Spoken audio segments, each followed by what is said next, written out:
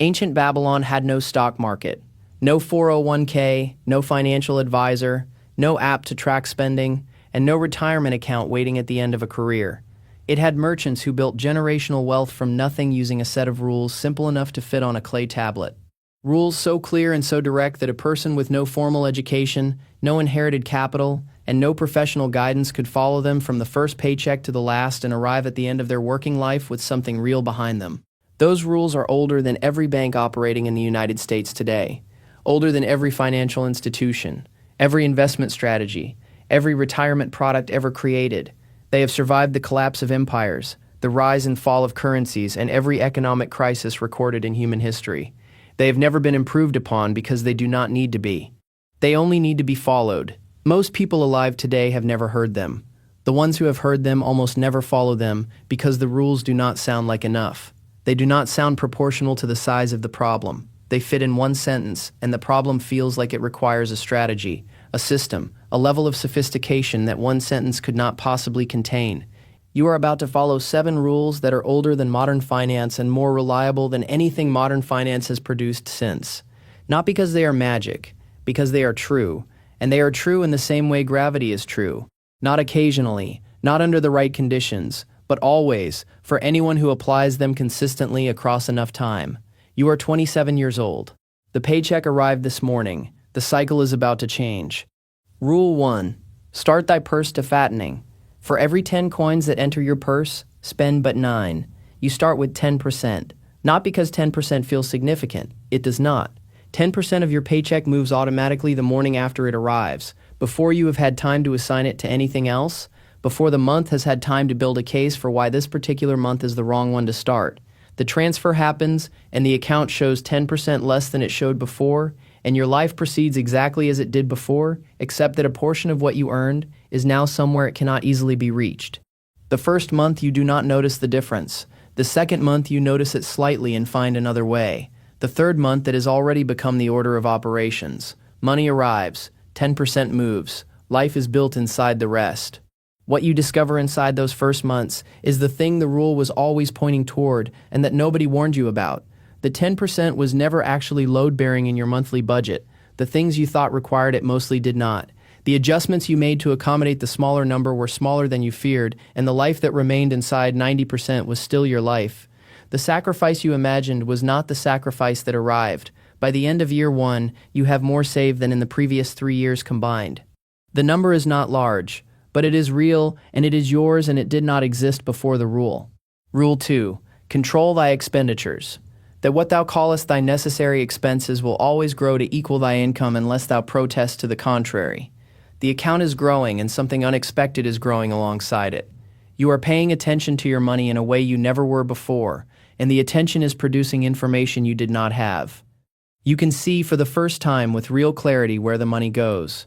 Not in the vague general sense of knowing you spend on rent and food and transportation. In the specific granular sense of knowing exactly which decisions consume your income and which of those decisions you actually made versus which ones you simply never questioned. The subscriptions you forgot you had. The upgraded version of the thing when the basic version would have been fine. The lunch bought out of convenience 5 days a week that costs 3 times what the same lunch costs made at home. The habits that accumulated without decision, that grew quietly into the shape of a lifestyle that costs more than you realized and produces less than you assumed. You are not cutting everything. You are not living on discipline and deprivation. You are doing something more precise than that.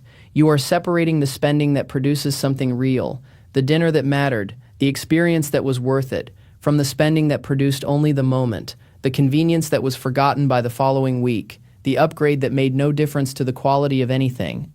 The first category you protect. The second you reduce without ceremony and without the feeling of sacrifice because the things you stop buying are things you had already stopped noticing. Your expenses drop, not dramatically, but measurably, and the gap between what you earn and what you spend widens, and the 10% that moves first is no longer the only thing accumulating. You are beginning to build something with intention, and the intention itself is changing how the money moves. Rule 3. Make thy gold multiply. Put each coin to labor that it may reproduce itself and bring the income. 2 years in, and the account has real weight, not life-changing weight, not a number that produces comfort or security yet, but enough that the question of what to do with it becomes real. And this is where most people who have gotten this far make their first serious mistake. They leave the capital sitting. They keep the account the way they keep a jar they are filling, proud of the fullness, uncertain what the jar is actually for. The ancient rule is clear on this. Accumulated capital that sits idle is not wealth in motion. It is wealth waiting to become something, and waiting is not a strategy. The purpose of keeping 10% of everything earned is not to watch a number grow in a savings account. It is to put that capital to work in ways that are understood, in things that produce returns, so that the capital becomes a second earner that works alongside the income without requiring additional hours or additional labor. You are careful here. You do not chase speed. You do not look for the investment that will compress decades into months. You look for understood, stable, productive uses for the capital that has accumulated. A simple index fund that owns a piece of the broad American economy, a portion directed toward the home you are beginning to plan for, a small amount lent to a friend who runs a legitimate trade business and needs capital to take on a larger contract, repaid with a fair and agreed return inside a timeline both parties understand. None of these are dramatic. All of them are real. The capital is no longer sitting. It is working. And every return it produces is treated the same way the original income was treated. A portion is kept. The rest is available for living. The discipline that built the capital now governs what the capital produces, and the cycle feeds itself in a way that requires nothing from you except the continued decision not to interrupt it. Rule 4. Guard thy treasures from loss. The first sound principle of investment is security for thy principal. In year 3, a colleague approaches you with an opportunity. The colleague is not a bad person. The opportunity is not obviously fraudulent. It is the kind of offer that sounds reasonable on the surface. A business venture with a projected return that is larger than anything your current approach produces, explained with enough detail to sound credible and enough vagueness to obscure the actual risk. The colleague has already put money in. Others have too. The timeline is short. The return is certain. The entry window is closing. You listen carefully and you ask one question that the ancient rule taught you to ask. Can you show me the downside? Not the upside, the downside. What is the specific worst outcome, and how likely is it, and what happens to the principal if that outcome arrives? The answer is thin. The downside is described briefly and optimistically, and the conversation moves quickly back to the upside, because the upside is where the energy lives. You decline. 18 months later, the venture collapses. The people who entered it lose most of what they put in. The colleague loses 3 years of savings in a structure he did not fully understand because the promise of faster growth made the patience of the rule feel insufficient. You do not feel superior about this. You feel the specific soberness of someone who came close to the same mistake and was saved not by intelligence but by a single question asked at the right moment. The rule on this point is not complicated. Capital accumulated slowly is not deployed into things whose downside cannot be clearly explained. It is not entrusted to people whose competence in the relevant area cannot be verified. It is not risked for speed when patience has already proven it works. The security of the principal is not a conservative preference. It is the foundation everything else is built on, and foundations that are lost cannot be rebuilt quickly at any price. Rule 5. Make of thy dwelling a profitable investment. Own the house thou livest in, and thy purse will be fattened and thy family protected. At year 4 you buy a home, not an impressive one, not in the neighborhood that would signal arrival or produce compliments at dinner tables. A modest home in a reasonable area, purchased at a price your numbers support without strain, with a monthly obligation that is manageable inside the 90% you have been living inside for years. The ancient wisdom on this is not about property as speculation. It is about something more specific and more durable. Every month that you paid rent, money left your hands and built nothing behind it. The landlord's equity grew, yours did not. The payment was permanent, a recurring cost with no end and no asset at the conclusion of it. The mortgage replaces that permanent cost with a finite one. Every payment retires a portion of an obligation against something owned. The home will eventually be paid off. Rent never is. There is also something the numbers do not capture that the ancient rule understood intuitively. A person who owns the place they live has a stability that a renter does not. The rent cannot be raised beyond what the landlord decides. The lease cannot be ended at someone else's convenience. The home is yours, and the permanence of that ownership changes something in how you plan and how you think about the future and how seriously you take the long-term project of building something real. A decade later, the mortgage balance is meaningfully lower than it was, and the equity in the home is a real number that belongs to your overall financial position, and the monthly obligation is fixed while everything around it has inflated. The decision to own rather than rent did not make you rich. It eliminated a permanent drain and converted a monthly cost into a slow accumulation of something yours. That is what the rule promised, and that is what it delivered.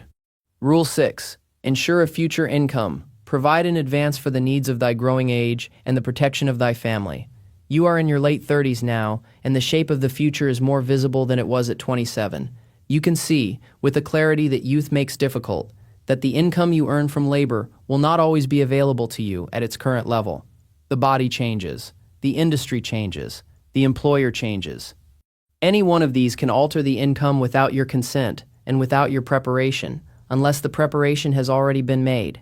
The ancient merchants called this providing for the needs of growing age, and they treated it not as a distant concern, but as an active responsibility that ran alongside every other financial decision from the beginning. You have been building toward this since year one without always naming it that way. The account that has been growing across a decade of 10% contributions is the future income being constructed. The home that is being paid off is the future expense being eliminated. The capital that has been working across multiple stable uses is the future income stream taking shape. None of it arrived because of a single decision made late. All of it exists because of small, consistent decisions made early and repeated without stopping. You also carry insurance, not because you expect the worst, but because the ancient rule on this point is clear. Providing for the future means protecting against the events that would destroy the future if they arrived undefended. The medical emergency, the loss of income, the unexpected burden that falls on the people who depend on you. These are not hypotheticals. They are probabilities across a long enough timeline, and probability without preparation is simply risk with a delay attached. The provision you have made is not dramatic. It is not a number that impresses people at dinner tables. It is a position from which the unexpected can arrive and be absorbed, rather than arrive and destroy everything built before it. That is what providing for the future actually looks like from the inside, not a retirement brochure, a position. Rule 7. Increase thy ability to earn. Cultivate thy own powers, to study and become wiser, to become more skillful. 10 years after the night you sat down and did the math, you earn more than you did when you started, not because wages drifted upward with inflation and tenure, because you invested in yourself with the same deliberateness you applied to every other principle. You took the course that made you more valuable in your field. You developed the skill that opened the door the previous version of your resume could not open. You sought the knowledge that made you better at the work, not to impress anyone, but because better work commands better compensation, and better compensation fed the rule more generously and the rule compounded it further. The ancient wisdom on this is not about hustle or grinding or the performance of ambition. It is about something quieter and more durable. A person who stops learning stops growing, and a person who stops growing stops earning at the rate that growth produces. The skills that were sufficient 5 years ago are not sufficient 5 years from now in most fields, and the person who treats their knowledge as complete is the person whose earning power quietly plateaus while everyone around them continues to develop. You read. You ask questions of people who know more than you do. You do not confuse the comfort of competence with the growth that competence was always supposed to fund. The learning is not separate from the wealth building. It is the engine that increases the amount the rule has to work with. And more going in means more accumulating, and more accumulating means more working, and more working means the position at 40 is fundamentally different from the position at 27 when the cycle started. You are 47 now. 20 years after the evening you sat down and did the math for the first time. 20 years since the account read nearly zero and the cycle reset every month, and the alarm you felt privately had no framework attached to it yet. The framework arrived in 7 rules, not complex ones, not sophisticated ones that required expertise or access or a level of income that most people do not have. 7 principles that have been followed by people building wealth in every era of recorded history, in every economy, under every set of circumstances that human life produces. Rules that were old when the merchants of ancient civilizations first wrote them down, and that are old still and that have never been replaced because they have never needed to be.